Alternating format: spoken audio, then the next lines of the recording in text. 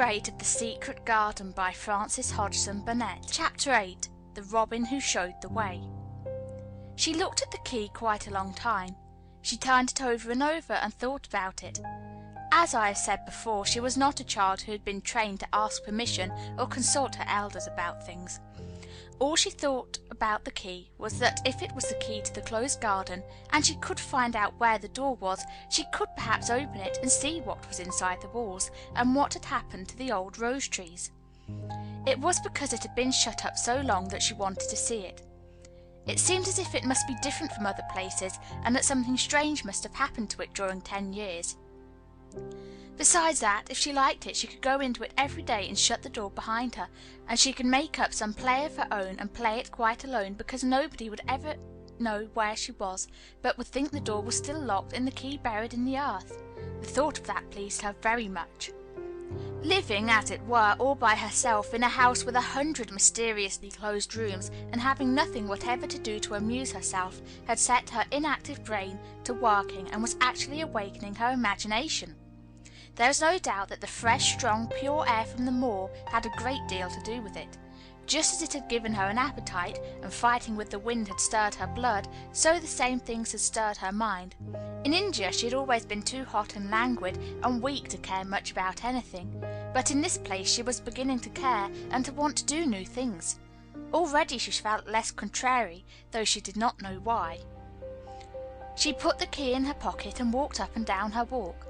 No one but herself ever seemed to come there, so she could walk slowly and look at the wall, or rather at the ivy growing on it. The ivy was a baffling thing.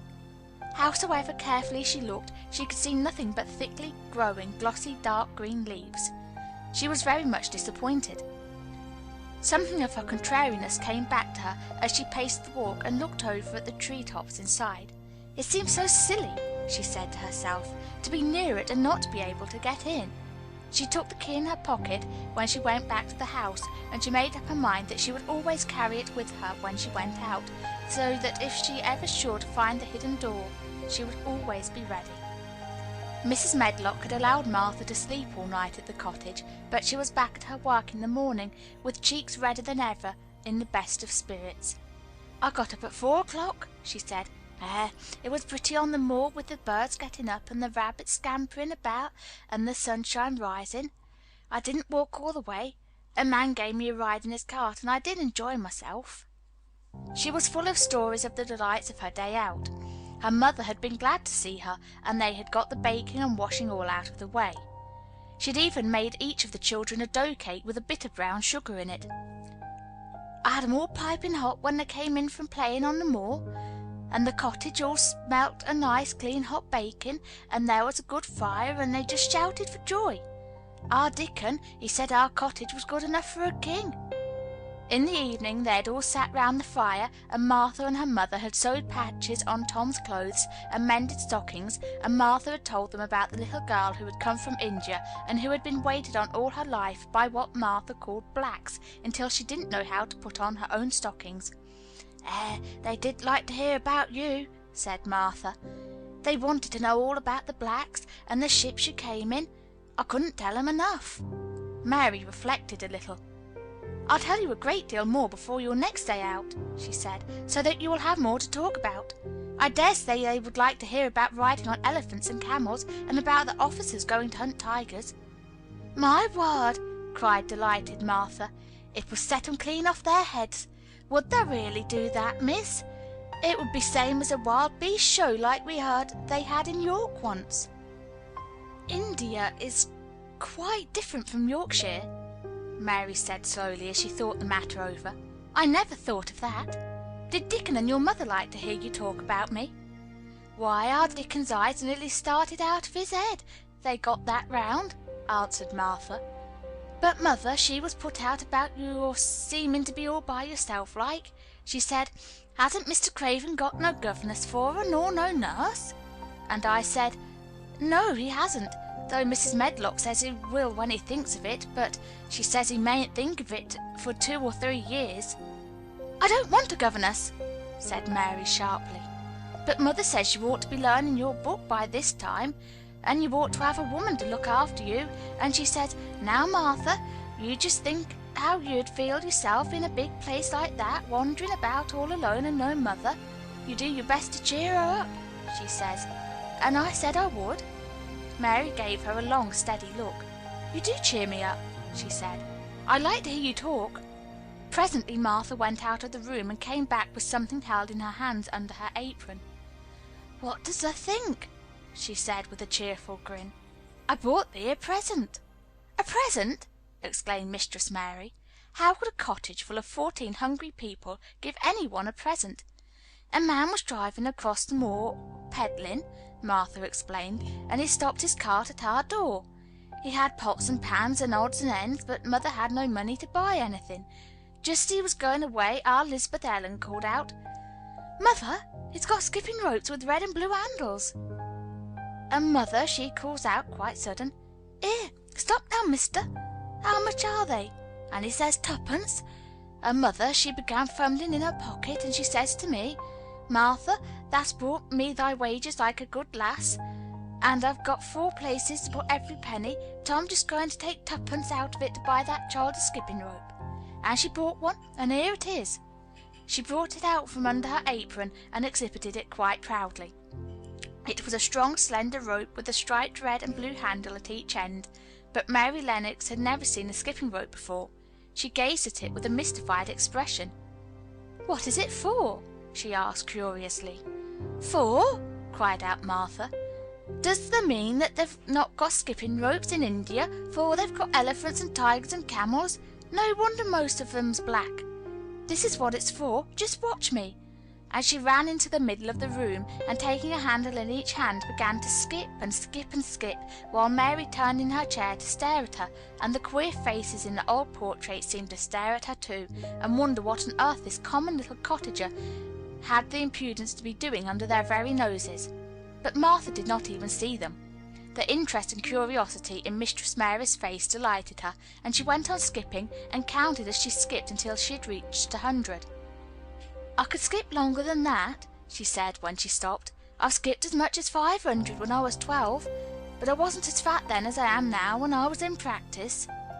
Mary got up from her chair, beginning to feel excited herself. "It looks nice," she said. "Your mother is a kind woman. Do you think I could ever skip like that?" "You just try it," urged Martha, handing her the skipping rope. "You can't skip 100 at first, but if you practice you'll mount up. That's what Mother said. She says nothing will do her more good than a skipping rope. It's the sensiblest toy a child can have.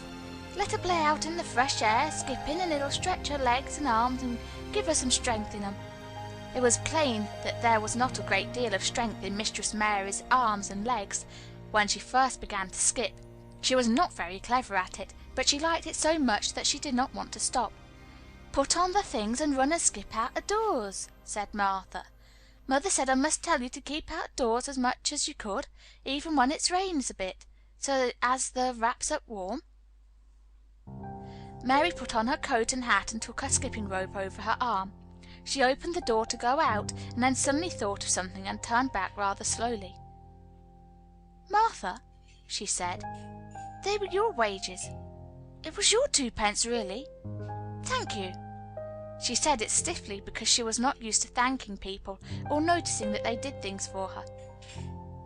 "Thank you," she said, and held out her hand because she did not know what else to do. Martha gave her hand a clumsy little shake, as if she was not accustomed to this sort of thing either. Then she laughed.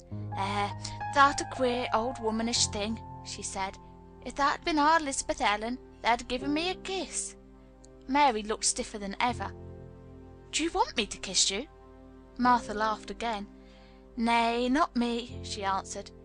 "If thou was different, perhaps thou'd want to thyself. But thou isn't. Run off and play with thy rope." Mistress Mary felt a little awkward as she went out of the room. Yorkshire people seemed strange, and Martha was always rather a puzzle to her. At first she had disliked her very much, but now she did not. The skipping rope was a wonderful thing. She counted and skipped and skipped and counted until her cheeks were quite red, and she was more interested than she had ever been since she was born. The sun was shining, and a little wind was blowing, not a rough wind, but one which came in delightful little gusts and brought a fresh scent of newly turned earth with it. She skipped round the fountain garden, and up one walk and down another. She skipped at last into the kitchen garden and saw Ben Weatherstaff digging and talking to his robin, which was hopping about him. She skipped down the walk toward him, and he lifted his head and looked at her with a curious expression. She had wondered if he would notice her. She wanted him to see her skip. "Well," he exclaimed, "'pon my word, perhaps thou'rt a young un after all.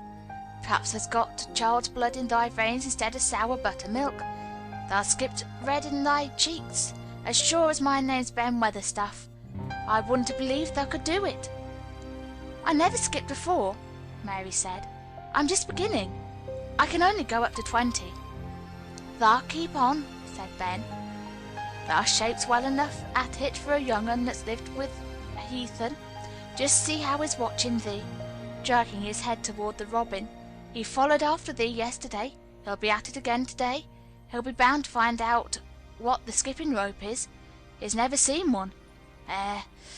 Shaking his head at the bird, "that's curiosity will be the death of thee sometime if thou doesn't look sharp." Mary skipped round all the gardens and round the orchard, resting every few minutes. At length she went to her own special walk, and made up her mind to try if she could skip the whole length of it. It was a good long skip, and she began slowly, but before she had gone halfway down the path she was so hot and breathless that she was obliged to stop. She did not mind much, because she had already counted up to 30. She stopped with a little laugh of pleasure, and there, lo and behold, was the robin swaying on a long branch of ivy. He had followed her, and he greeted her with a chirp. As Mary had skipped toward him, she felt something heavy in her pocket strike against her at each jump, and when she saw the robin she laughed again. "You showed me where the key was yesterday," she said. "You ought to show me the door today, but I don't believe you know." The robin flew from his swinging spray of ivy onto the top of the wall, and he opened his beak and sang a loud, lovely trill merely to show off. Nothing in the world is quite as adorably lovely as a robin when he shows off, and they are nearly always doing it. Mary Lennox had heard a great deal about magic in her Ayah stories, and she always said that what happened almost at that moment was magic. One of the nice little gusts of wind rushed down the walk, and it was a stronger one than the rest. It was strong enough to wave the branches of the trees, and it was more than strong enough to sway the trailing sprays of untrimmed ivy hanging from the wall. Mary had stepped close to the robin, and suddenly the gusts of wind swung aside some loose ivy trails, and more suddenly still she jumped toward it and caught it in her hand. This she did because she had seen something under it, a round doorknob which had been covered by the leaves hanging over it. It was the knob of a door. She put her hands under the leaves and began to pull and push them aside. Thick as the ivy hung, it nearly all was a loose and swinging curtain, though some had crept over wood and iron. Mary's heart began to thump, and her hands began to shake a little in her delight and excitement. The robin kept singing and twittering away and tilting his head on one side, as if he were as excited as she was. What was this under her hands, which was square and made of iron, and which her fingers found a hole in? It was the lock of the door, which had been closed 10 years, and she put her hand in her pocket, drew out the key, and found it fitted the keyhole. She put the key in and turned it. It took her 2 hands to do it, but it did turn.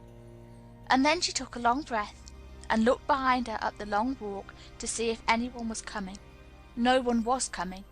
No one ever did come, it seemed, and she took another long breath, because she could not help it, and she held back the swinging curtain of ivy and pushed back the door, which opened slowly, slowly.